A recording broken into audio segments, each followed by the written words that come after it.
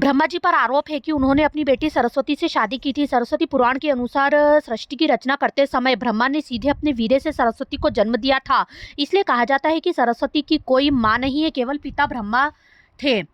सरस्वती को विद्या की देवी कहा जाता है, लेकिन विद्या की यह देवी बेहद खूबसूरत और आकर्षक थी। इसी वजह से स्वयं ब्रह्मा जी सरस्वती के आकर्षण से खुद को बचाकर नहीं रख पाए और उन्होंने उन्हें अपनी अर्धांगिनी बनाने का विचार कर लिया।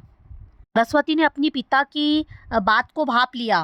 पिता ब्रह्मा की बात को भांप लिया और चारों दिशाओं में छिपने का प्रयत्न करने लगी, लेकिन उनका यह प्रयत्न बेकार साबित हुआ। इसीलिए विवश होकर उन्हें अपने पिता के साथ विवाह करना पड़ा।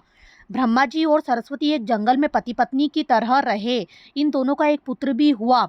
उसका नाम रखा गया स्वयंभू मनु। इसकी एक कथा और है। इसके अनुसार ब्रह्मा जी के 5 सिर थे। कहा जाता है कि जब ब्रह्मा ने सृष्टि की रचना की तो वह पूरे ब्रह्मांड में अकेले थे।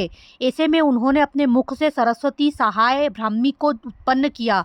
ब्रह्मा जी ने अपनी ही बनाई हुई रचना सरस्वती की ओर आकर्षित होने लगे और ब्रह्मा की दृष्टि से बचने के लिए सरस्वती चारों दिशाओं में छिपने लगी और इसीलिए सरस्वती आकाश में जाकर छिप गई। लेकिन अपने 5वें सिर से ब्रह्मा जी ने उन्हें आकाश में से भी ढूंढ निकाला और उनसे सृष्टि की रचना में सहयोग करने का निवेदन किया। सरस्वती से विवाह करने के बाद सर्वप्रथम मनु का जन्म हुआ।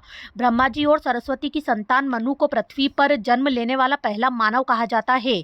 अपनी बेटी से शादी नैतिक अपराध भगवान शिव ने ब्रह्मा जी को दंडित किया। भगवान शिव ने अति क्रोध में ब्रह्मा के 5वें सिर को धड़ से अलग कर दिया। इस कारण ब्रह्मा जी की पूजा नहीं होती है, सिर्फ पुष्कर में ही पूजे जाते हैं ब्रह्मा जी।